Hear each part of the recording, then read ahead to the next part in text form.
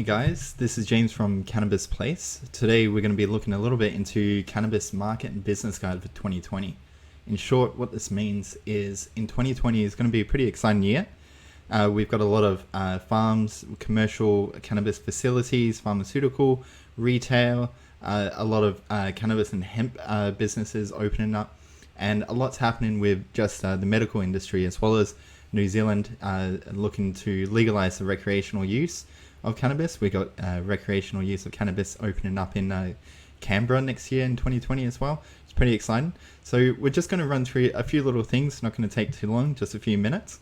We're just going to cover a few points on why it is going to be an exciting year for Australia in the cannabis industry. So we like to cover like state by state usually, but this point in time we're going to really be covering about cannabis entrepreneurs, startups, businesses, and so on. The marijuana industry in Australia is expected to reach up to $1.2 billion over the next 5 years. It's pretty exciting. That's a lot of businesses. So a lot of people wondering, like, can I make money from this? How can I get involved? Is it only going to be the larger, million or billion-dollar companies coming in? And it's like, no, not necessarily. These, if you're going to open up a farm to cultivate cannabis, that's a very expensive business operation. If you're going to open up pharmaceutical, a company, that's going to be very expensive as well. But there's a lot of small business opportunities as well as the online industry and import-export. There's a lot going on where many entrepreneurial Australians can get involved. So a lot of people are asking, it hasn't happened yet. How can we just say, okay, this is how you're going to make money. This is where the businesses are going to come from. Well, we look at America and we look at Canada, and Canada especially is very similar to Australia. Commonwealth, 30 million population, and the government's the same. So we're probably going to see very similar business opportunities as Canadians did, and what New Zealanders will, as our cousin country. So we look to them and see what they did, what happened, and we try and take an educated guess of what's going to open up in Australia. Now, with the legalization of cannabis and further reforms benefiting the market entry for businesses, which means that as of, say, 2017, the year after they legalized medical marijuana, it was very difficult. You couldn't get a license, couldn't really do much. Each year after that, especially starting with 2020, it gets a lot easier. And as they start to solidify all the legislation, making it more available, lower bar to entry for businesses. The best opportunities in Australia that's expected over the next 5 years is going to be online and physical stores. We've got cannabis medical products, cannabis health clinics, which are very prominent in Australia right now, recreational marijuana products once it's legalized, cultivation and production, cannabis hemp clothing, cannabis beauty cosmetics, and cannabis public relation firms. It's kind of like marketing, kind of like a lot of the big businesses are going in really hard trying to build products, but a lot of the public perception about what is cannabis, hemp, THC, CBD, a lot of people don't really understand it. So there's a lot of PR campaigns going on to educate people and to educate the benefits of their products and so on. So the Australian versus the American cannabis market. So it's a little different. Canada and US legalized medicinal cannabis in the 1990s. So they had a big, head start. Recreational marijuana in 2013. So that's already gone on 6 years and soon to be 7, starting from 2020. Australia legalized medical cannabis in 2016, only a few years ago. And the biggest thing that's happening in 2020 for Australia is the decriminalisation of marijuana in Canberra. That means that people can grow their own plants to a certain degree, as well as smoke marijuana without having it being a criminal offence. Obviously, there's a certain limit. They don't want people to have a large amount they would sell and so on. It's only for personal use. They're just trying to stop people from getting caught in the justice system for doing smoking marijuana or taking oils or something like that. That's not really harmful. Now, the North American cannabis market is expected to reach $66 billion by 2025. It's pretty exciting. It's a huge number. Australia's industry is estimated to reach 2 to 3 billion by this time, by 2025. So We got a lot happening over the next 5 years. It's going to be pretty exciting. It's not just going to be medical. It's going to be all over the place. A lot of opportunities. We can already start to see it with the hemp industry and hemp seeds and everything really growing. I think in 2019, it grew by 7-fold internationally. Now, that's a huge number, and it's only growing bigger. Now, if legalized in Australia, as in recreational use of marijuana by 2025, Australia is then planning to become Asia's leading distributor for cannabis products, creating over 50,000 jobs over like 10-year span of time. So it's a new horticulture industry, tourism. It's going to cover a lot. So what should we be expecting? What should we be excited about with cannabis in 2020?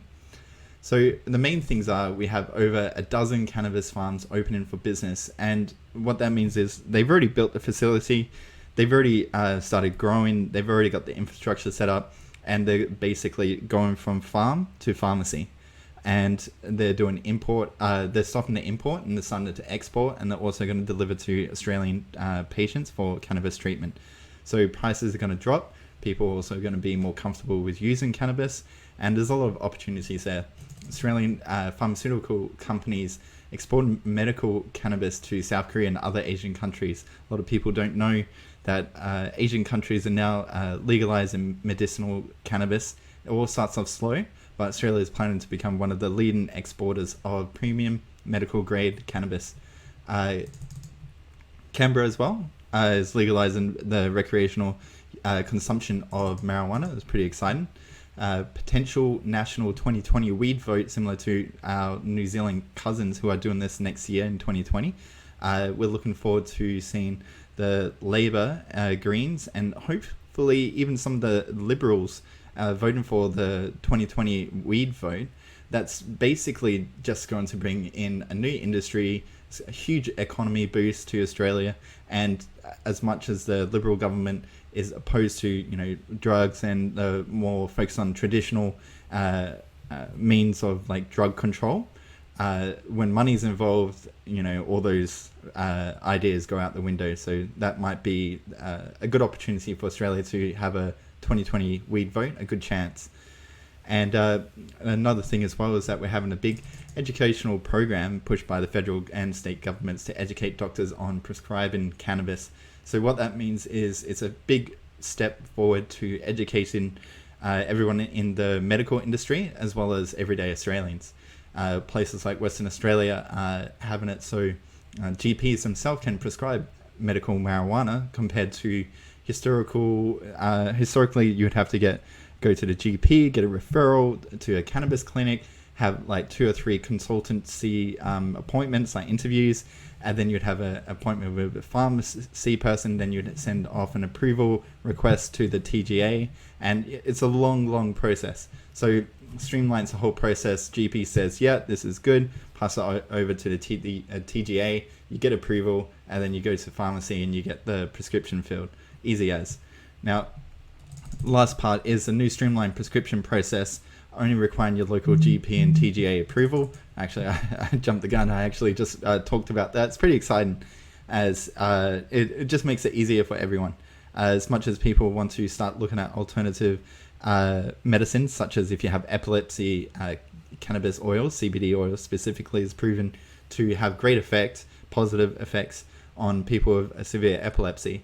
And making this process a lot easier, as well as educating the doctors on what they can do, how they can prescribe it, is a really big boost. And I did say we'll make it only a few minutes, so I'll just run through a few last things. The Australia's Medical Cannabis Council is lobbying government on behalf of the industry, and the industry is quite large at the moment. Market cap of most of the cannabis companies all combined is about 5 billion in Australia in 2019. So there's a lot of money behind the Australia's Medical Cannabis Council, backing them to lobby the government for better patient access to cannabis, better education, and improving on the reforming the legislation, making it easier to access, easier to actually distribute, export, as well as a potential legalization vote for weed as well.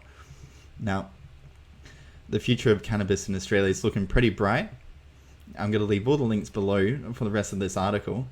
But what we can look forward to is a lot of opportunities in Australia where you can focus on cannabis and hemp products, or you can focus on PR or working with the cannabis clinics, or you can look at future investment into like cultivating cannabis legally. There's a lot of different things happening. The biggest that's going to happen for Australia with the economy boost, business opportunities, and everything's going to become after legalization.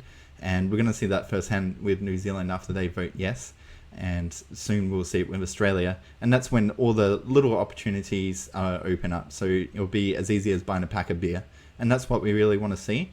We want to see like safer products available on the market. We want to see it properly regulated. So people, if they are going to consume cannabis for recreational purposes, then at least they have that safer option. And that's all legal. And yeah, it's going to be much better.